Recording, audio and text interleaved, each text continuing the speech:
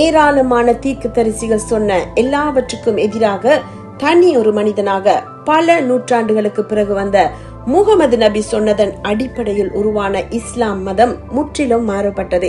குர்ஆன் 21:7 உனக்கு தெரியாவிட்டால் வேத அறிவுடையவர்கள், அதாவது யூதர்களிடமும் கிறிஸ்தவர்களிடமும் கேள் எனவும், 16:44 அவர்களுக்கு தெளிவான நிரூபணமும், அதாவது கிளியர் ப்ரூஃபும் தெய்வீக புத்தகமும் கொடுக்கப்பட்டுள்ளது எனவும் முகமது நபிக்கு சொல்லப்பட்டதாக குர்ஆன் கூறுகிறது.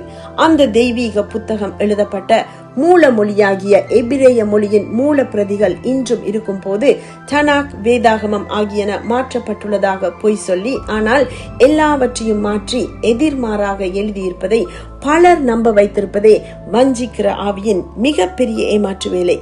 இயேசு தேவகுமாரன் அல்ல என சொல்லுகிற இந்த வஞ்சிக்கிற ஆவிதான் அந்தி கிறிஸ்துவின் ஆவி என வேதாகமம் கூறுகிறது.